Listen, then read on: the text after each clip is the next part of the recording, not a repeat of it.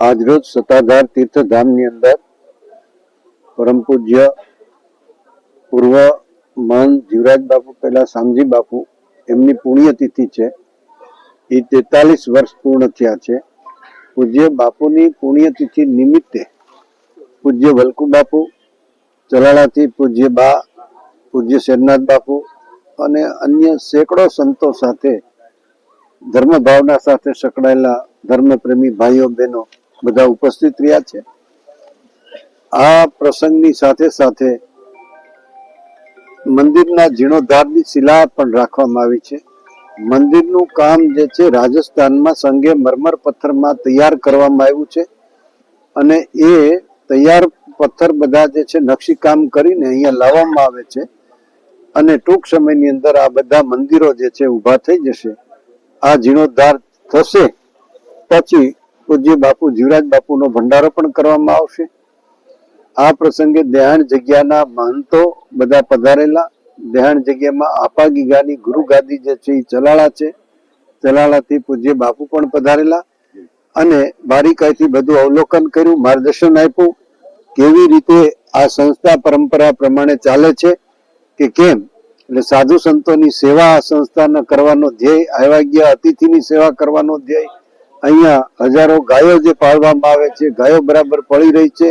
સાથે સાથે જૂના જે મકાનો છે સંસ્થાના એ બધા પાડીને નૂતન મકાનો જે છે એનું નિર્માણ કરવાના એના પ્લાન પણ બધા સંતોએ જોયા. પૂજ્ય વલ્કુ બાપુએ વધઘટની સૂચના જે હતી બધી સૂચનાઓ કરી અને વહેલી તકે આ કાર્ય પૂરું થાય એવા બધા સંતોએ આશીર્વાદ પાઠવ્યા. આજે સત્તાધારની જગ્યામાં જે જીર્ણોદ્ધારનું શિલાન્યાસ વિધિ વખતે બધા સંતો ઉપસ્થિત થયા છે અને એ પણ શુભ એટલે કે શ્યામજી બાપુની પુણ્યતિથિ નિમિત્તે આજે આપણી આ દેહાણ જગ્યાઓની અંદર જૂના મકાનો હતા, જૂની સગવડતાઓ હતી. આજે જ્યારે દુનિયા અને સમાજ વિકાસના પંથે આગળ વધી રહી છે ત્યારે નવું એકોમોડેશન સાથે અને લોકોની સારામાં સારી સુવિધા જળવાય એટલા માટે આ જીર્ણોદ્ધાર કરવા માટેનો આજે પ્રસંગ યોજ્યો છે અને એનો શિલાન્યાસ વિધિ થઈ રહી છે. એમાં સૌરાષ્ટ્રના દેહાણ જગ્યાઓના બધા સંતો, અમારે મુક્તાનંદ બાપુ, શેરનાથ બાપુ બધા ઉપસ્થિત રહ્યા છે.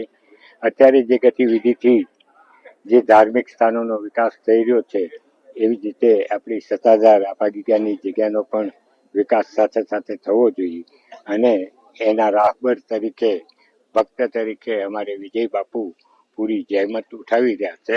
તો વહેલામાં વહેલી તકે આ કામ પૂરું થાય અને આપણે બધા એના સાક્ષી બનીએ એવી પ્રભુ પ્રાર્થના સાથે જય આપા ગીગા, જય દાન મહારાજ. જય દ્વારકાધીશ, જય આપા ગીગા. આજે સત્તાધાર ધામમાં પૂજ્ય અમારા દાદા ગુરુ મહારાજ શ્રી પરમ પૂજ્ય શામજી બાપુની આજે 43મી નિર્વાણ તિથિ છે. તિથિ નિમિત્તે બધા ભક્તો, સેવકો અને સમસ્ત અમારું સત્તાધાર પરિવાર, ગીગેવ પરિવાર ના માધ્યમથી અમે આજ મહોત્સવ કરી રહ્યા છીએ. આ મહોત્સવમાં એક સંકલ્પ પણ આજે સંતો, વડીલ સંતો ચલાળાથી, પાળિયાદથી, ઝાપડાથી મુક્તાન બાપુ, વલ્કુ બાપુ, નિર્મળાબા, તોરણિયાથી, પરબથી કરશનદાસ બાપુના પ્રતિનિધિ, અન્ય સંતો અમારા પ્રેમી છે બધા હાજર રહીને સનાતન પંચની સાક્ષી અમે જગ્યાનો જીર્ણોદ્ધાર કરવા જઈ રહ્યા છીએ. પ્રથમ શિલા પૂજન, દેવળનું ભૂમિ પૂજન, સફેદ માર્બલમાં અમે મંદિરોનું નિર્માણ કરી રહ્યા છીએ. આ બધી જનતાને જાણ માટે આવનારા સમયમાં મકાનનું પણ બાંધકામ ચાલુ થશે. પહેલા મંદિરોનું બાંધકામ કરીએ છીએ. ટૂંક સમયમાં જ અમે બાંધકામની સ્પીડ લેશું અને આપની શ્રદ્ધા અકબંધ રહી એવા અમે હંમેશા પ્રયત્નો કરશું.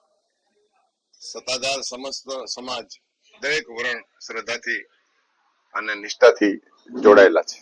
દરેક સમાજ ધરતીના છેડા ઉપર જ્યાં જ્યાં રહેતા હોય, ગુજરાતી ભાઈઓ તો ખાસ, વર્લ્ડના ઘણા દેશોમાં અમારા સેવકો ભક્તોને અમે આદરપૂર્વક આવકારીએ છીએ.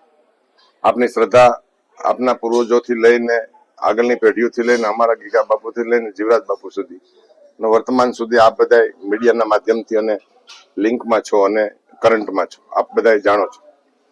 સત્તાધાર એક સત્તાધાર એક મંત્ર છે, આપ બધા જાણો છો.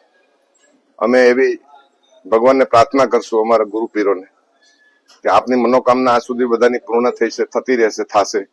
અમે તો માધ્યમ છીએ તમારી શ્રદ્ધાનું, અમે વ્યવસ્થાપક છીએ અને સાધુવાદ સાથે સનાતનવાદ સાથે રહીએ છીએ. આપનામાં પણ સનાતનતા સાધુવાદ રહી, ધર્મનિષ્ઠા આપની પાકી થાય એવી અમે પ્રાર્થના કરશું.